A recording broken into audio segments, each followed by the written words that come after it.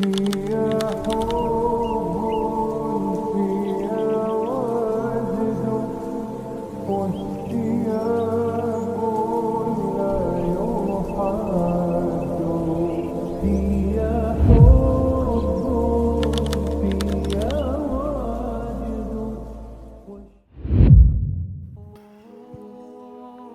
mana operator bilan akamiz bilan yangi suhbat qilib qoldik. Akamiz ham shu joyda universitetda yashagan.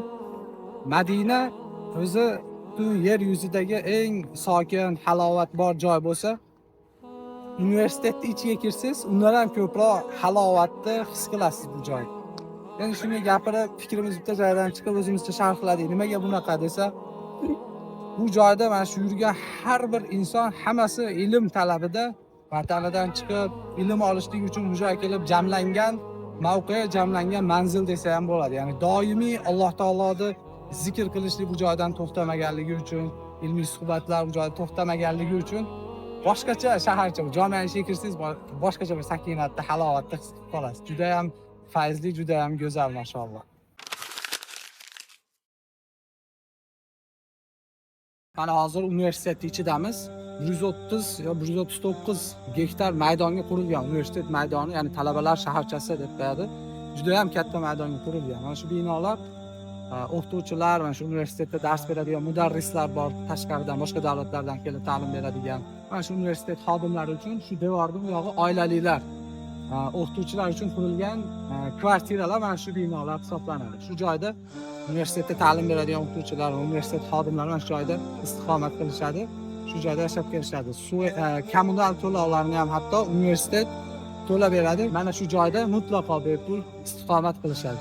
Bu taraflarimizda esa talabalar yotoqxonasi, shu binolar hammasi talabalar uchun qurilgan yotoqxonalar hisoblanadi. Butun dunyodan kelgan mana shu aytganimiz 20 mingdan ortiq talaba bor dedik. Mana shu binolarning ichida istiqomat qilishadi. Oilali, mutazavvij bo'lgan, bizga o'xshagan oilali talabalar tashqaridan, ya'ni Madina shaharidan tashqaridan kvartira ijaraga olib istiqomat qilishligi kerak bo'ladi.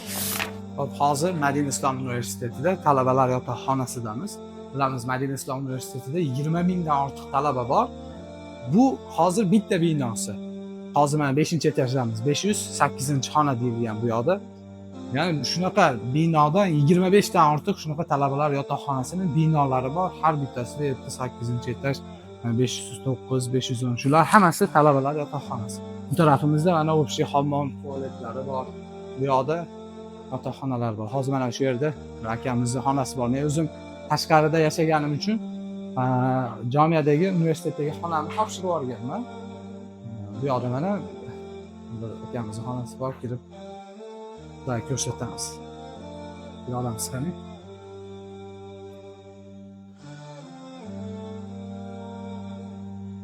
Xona qanaqa bo'ladi desa, shu bitta xonaga kirasiz, mana konditsionerlar ishlab turibdi, muzdek xona. O'rtadan shunaqa ikkiga bo'lib qo'yadi. Bitta talaba uchun xuddi shu ko'rinishda xona beriladi. Bu yoqda mana shkaflari bor. Universitet tarafidan o'zi divanlar ham beradi, kravat, matras, adyol hammasini beradi. Akamiz olgan ekan xonani, kravatlarni olgan ekan, mana shu yotadigan joyi, dars qilib o'tiradigan stollari, bu yoqda mana shkaflari bor. Bundan tashqari xaladenlik, gilon shunaqa narsalar, xonani o'ziga moslab jihozlab olishligingiz uchun birinchi kelgan vaqtingizda o'zi 1700 riyol, 1800 riyol atrofida badalu tajhiz deydi, jihoz uchun universitet pul beradi. Shunaqa bo'm-bo'sh xona beradi, faqat kravati, matrasi, adyollari, shkaflari bo'ladi. Qolgan narsalar olish uchun badalu tajhiz, jihozlash puli beriladi. Mashalloh. Xonalar juda go'zal. Hop, talabalar yotoqxonalarini ko'rdik. Endi mana shu binoning ichida joylashgan o'sha hammom, tualet, tahorat qiladigan joylari mana shunaqa ko'rinishda bo'ladi. Bu yoqda mana dushlari bor, bu taraf hojatxona. Bu yoqda tahorat qilib olish uchun pokiza, yaxshi holatda. Ba'zilari pokiza bo'lmasligi ham mumkin. Endi bu binoda yashaydigan talabalarga bog'liq. O'zi har kuni o'zi xodimlar bor, tozalab chiqib ketishadi. Hop, bu joy universitetdagi talabalar uchun kir mashinalar bor mana. Kirlarini kirib mana shu joyda yuvib chiqib ketsa bo'ladi. Endi Jamiyat Islamiyada faqat erkaklar ta'lim olgani uchun ya unaqa tartibli, porядкali emas. Chunki faqat erkaklar tahsil oladi. Bu joy kirxonasi, kirlarni shu joyda yuviladi. Hop, mana talabalar yotoqxonasidagi oshxonadamiz. Bu yoqda mana gaz plitalari bor, elektrichеский. Agar o'zingiz ovqat qilmoqchi bo'lsangiz, mana shu joyda ovqat qilib tayyorlab yesangiz bo'ladi, lekin universitetda o'zini katta oshxonasi bor. Bir kunda 3 mahal ovqat beriladi. Ya'ni sizga 840 riyol stipendiya tushsa, mana shu stipendiyadan 150 riyol har oyga to'lov qilasiz. Har kuni 3 mahaldan borib oshxonaga borib ovqatlansangiz bo'ladi. Kuniga 5 riyoldan tushadi. Mana shunaqa arzonlashtirilgan holatda universitet talabalarini taom bilan ham ta'minlashadi inshaalloh. Hop, men o'quv binolarini tanishtirib chiqayotgandim. Do'stimiz mana jamoada kulliyada xonalarda darsni o'tirib sababi kulliyada o'qishlarning uchun qiyin. Shuning darsdan tashqari ham shunaqa dars ko'rayotishdi. كيف حالك؟ الله يسعدك، كيف صحتك؟ كيف الدراسة؟ جيد؟ إن شاء الله. متى جئت إلى المدينة؟ كم سنة؟ تقريبا 3 سنوات كده. 3 سنوات ما شاء الله. ما شاء الله. في أي كلية الحين؟ أنا الآن في كلية الدعوة السعودية. ما شاء الله. أي مستوى؟ الآن في مستوى 8. ما شاء الله. ما شاء الله. أنت متخرج إن شاء الله. إن شاء الله. ما شاء الله. في هذه السنة. يعني كيف الدراسة؟ كيف الجامعة؟ كلمة عن الحمد لله. الجامعة والله الجامعة تماما، كل شيء تماما. ممتاز. والله تماما. في سكن، في طعام، كل مكافأة، والله الحمد لله نشكر الله وندعو الله للآخرين الذين يريدون تقديم هنا، ندعو الله لهم القبول أيضا إن شاء الله. ما شاء الله. إن شاء الله. الجامعة والله تماما. بارك الله فيك. بارك فيك. بارك الله فيك. جزاك الله خير. أي حد بارك الله فيك. هنا مروا وكانوا قدوة للناس. هنا مروا وكانوا قادة أطهار. Hop, mana hozir Maktabatul Markaziya, ya'ni universitetdagi markaziy kutubxonaga kelganmiz. Ketdi birgalashib kirib aylanib chiqamiz inshaalloh. وكانوا قادة أطهار. Xo'p, mana hozir Madina Islom universitetida ancha yillardan beri ta'lim olib kelayotgan akamizdan jonli bir ochiq haqiqatlarga boy savol-javob o'tkazamiz inshaalloh. Assalomu alaykum aka. Alhamdulillah. Madina Islom universitetiga nechinchi yili hujjatlaringizni topshirgansiz? Hujjatlaringizni topshirganingizdan keyin qancha vaqt ketgan? Ya'ni Madina universitetiga, Madinaga yetib kelishingizga, shu haqida hujjat topshirishlar qanaqa osonchiligi, qiyinchiliklari haqida gapirib bersangiz aka. Avvalan bismillah va salatu vassalamu ala rasulillah va ala alihi va sahbihi ajmain. Amma ba'd. Assalomu alaykum va rahmatullohi va barakatuh. Biz Madina universitetiga 2017-yili hujjat topshirganmiz. So'ng 2019-yili bizga javoblar chiqqan, qabul bo'lgandik. Shundan keyin karantin bo'lib qolganligi sababli kela olmaganmiz u yili. Oradan yana 2 yil o'tgan. 2021-yili keyin vizamizni jo'natishgan. Dubayga jo'natishgan biz vizamizni. Biz Dubayga borib, Dubaydan keyin vizalarimizni olganmiz. Allohning izi bilan keyin Madinaga kelganmiz. Alhamdulillah. Madinaga kelganimizda universitet bizga bitta yangi xona bergan, hammaga alohida. Biz o'qishni o'rtasidan kelganligimiz uchun kech qolganmiz, ijroatlarni qilishligimiz uchun viza olishga kech qolingan. Shunda o'qishni o'rtasidan kelganligimiz uchun ertasi kundanla o'qishga kirib ketganmiz. Ya'ni ma'hadda o'qishni boshlaganmiz. O'qish boshlangan bo'lgan. O'qish boshlangan bo'lgan, o'rtasidan kelganligimiz uchun ertasidanla o'qish boshlaganmiz. Ma'hadda 2 yil o'qiganmiz. Alhamdulillah. Hozirda bakalavrda 4-kursda o'qiyapman. Alhamdulillah.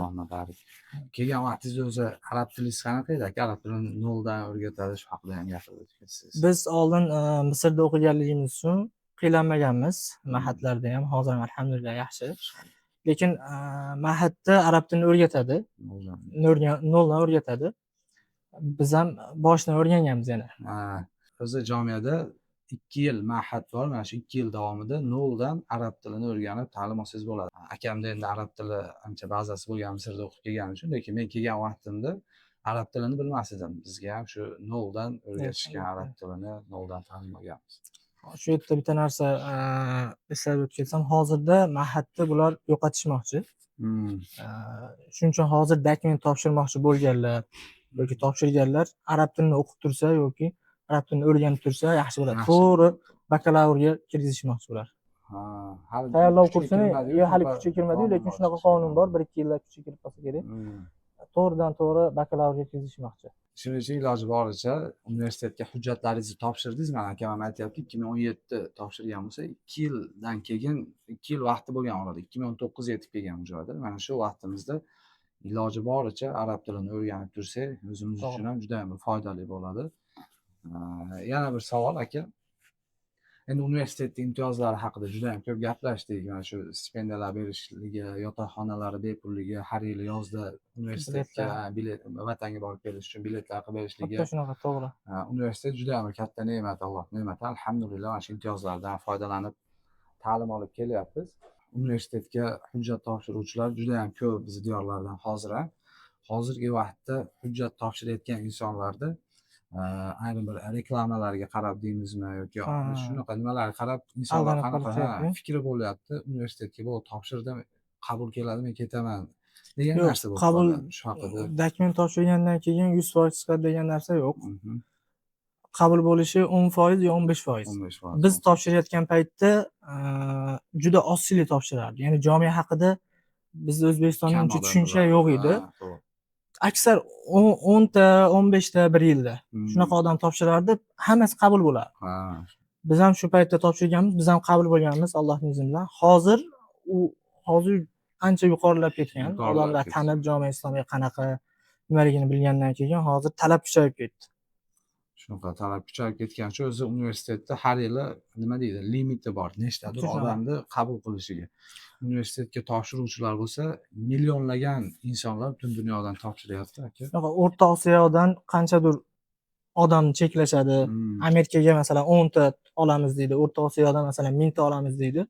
Shu endi Alloh kim yozgan bo'lsa, ana shu universitetga hujjatlaringizni topshirganingizdan keyin hech qachon aytmoqchimizki, universitetga topshirgandan keyin albatta duo qilib turasiz, Allohdan so'rab qabul kelishligini duo qilib turasiz. Agar qabul kelmay qolsa ham noumid bo'lmasdan har yili harakat qila olish kerak va eng asosiysi akam mana aytadi hozir shu universitetga topshiruvchilar juda ham hozir reklama kuchayib ketdi. Ya'ni 100% dan aka 99% qabul bo'lasiz deydi. Yo'q, u noto'g'ri. 1% qabul bo'lmaysiz deydi. U juda xato. Ya'ni qabul bo'lmagan insonlarga yana shu 1% to'g'ri kelib qolsa deydi. Yo'q, 10% yo 15% qabul bo'lish darajasi shunaqa. Shunaqa 99 emas. Shunday. Aka yana bir savol, mana shu Saudiyadagi universitetlarda o'qish jarayoni qanaqa bo'ladi, o'qish tartiblari qanaqa va yo'nalishlar faqat diniy ta'lim oladimi bu yerda yoki dunyoviy fakultetlarda ham ta'lim olsa bo'ladimi? Shu haqida gapirasiz. Bu yerda asosan diniy, lekin dunyoviy fanlar ham bor. Dunyoviy fanlardan lug'a, masalan, muhandislik bor. Diniy fanlardan shariya asosiy, ya'ni hadis, Qur'on, usulul da'va. Keyin yana bu yerda bitta narsani ziyoda qilib ketamiz. Bu yerda O'zbekistondagi tushuncha, bu yerga kelgan bolalar bo'ldi, hammasi salafiy bo'lib ketadi yoki vahobiy bo'lib ketadi deyshadi. Yo'q, unday emas. Bu yerda to'rala mazhabda ham o'qitiladi. Asosan kulliyat shariada to'rala mazhab o'qitiladi. Qolgan fakultetlarda Qur'onda, bo'lmasam usulul da'vada faqat Ahmad ibn Hanbal mazhabiga ko'ra o'qitiladi. Ya'ni mazhabdan tashqariga chiqishmaydi. Tartiblari qanaqa aka? Misol haftada necha kun o'qiladi, necha kun dam olinadi? O'qish tartiblari haftada 5 kun bo'ladi. Yakshanbadan payshanbagacha. Bolalarni tartibiga qarab turib qo'yiladi. Masalan, kimdir bir kunda 5 soat o'qishi mumkin, kimdir 4 soat o'qishi mumkin. Xo'p, xuddi shunday o'qish haftada 5 kun bo'ladi, ertalabdan obedgacha yoki obeddan keyin asrgacha ta'lim olinadi. Faqat Saudiya hozir bilamiz, juda ham dunyo bo'yicha rivojlanayotgan davlatlardan bo'lib, hozirda bu joyda faqat diniy ta'lim emas, dunyoviy fakultetlarga ham kelib ta'lim olib o'qisa bo'ladi. Ya'ni tibbiyot deysizmi, jahon tillari, kompyuter fakultetlari, dunyoviy fakultetlarda ham ancha rivojlangan, bemalol kelib ta'lim olsangiz bo'ladi. O'qishga endi topshirish haqida inshaalloh biz qo'llanmalar qilib qo'yganmiz. Agar hozir aka mana qo'llanma qildik. Insonlar endi juda ham ko'pchilik aldanib qolib, men o'zi ancha yillardan beri bilasiz, dokument topshirib berib shu sohada ish qilganim uchun ko'pchilik yozadi menga. Kimgadir $300, kimgadir $400 to'lov qilganman deydi. Kimligini aytmaymiz. To'lov qilganman, qabul kelmadi deydi. Hatto mayli haligi inson haloli bo'lsa, topshirmagan ham bo'lib chiqadi, kelib chiqsa hujjatini. Endi bu nima degan sizga desangiz, menga deydi 99% qabul olib kirib qo'yamiz sizni universitetga. hozir ham ko'rib turibmiz Eshitgandek, videolarda ha, chiqib turibdi 99%, shunaqa 90%. ha, Oldindan 90%. to'lov qiling, topshirib beramiz deganlarni. Universitetga olib kirib qo'yamiz deydi. Shu masalada bir misol tariqasida aytamiz, endi o'qishga olib kirib qo'yamiz deyishgan insonlarga o'zimiz guvoh bo'lganimiz, ana shu Nabaviyda imomiy ham vositachi bo'lib, hatto odam olib kirib qo'ya olmaganda bu joyga. Endi tartib, sistema, intizom shunaqa o'rnatilgan bu joyda. Endi bizni vazifamiz nima desa, siz hujjatlaringizni sifatli tarjima qilib, kamchiliklarsiz muvaffaqiyatli topshirib berish bo'ladi. Agar nasib qilib qabul kelsa, undan keyin bo'ladigan jarayonlarda ham yo'l yo'riq ko'rsatib turishimiz mumkin. Hech qachon biz bir kafil bo'lmaymiz yoki bir sizga bir garantiya bera olmaymiz bu ishga qabul bo'lasiz deb. Agar mana shu bizga qiladigan to'lovingiz ham agar sizga qiyinchilik tug'diradigan bo'lsa, mana shu Telegram kanalimizga universitetga hujjat topshirish bo'yicha video qo'llanma qildik aka. Hozir ham mana ko'rdingiz, juda ham oson. Shu hujjatlaringizni o'zingiz ham harakat qilib topshirsangiz bo'ladi. Agar mana shu sizga to'lov og'irlik qiladigan bo'lsa, agar yo'q o'zingiz topshirib bering desangiz, inshaalloh bizdan shunaqa hujjatlar topshirib berish xizmatimiz ham mavjud. Hop, mana shu universitetlar haqida chiroyli, tushunarli ma'lumotlar berdik deb o'ylaymiz sizlarga. Alloh taolo barchani mana shu joyga kelib o'qishlikni niyat qilganlarni kelib shu joyda ta'lim olib, yurtimizga qaytib mana shu insonlarga manfaati tegadigan inson bo'lishligini o'zi nasib qilsin, Alloh muvaffaq qilsin. Aka, katta rahmat. Jazakalloh Alloh razı xayr, olsun. salomat Haq joyga aytganingiz uchun salomat bo'ling.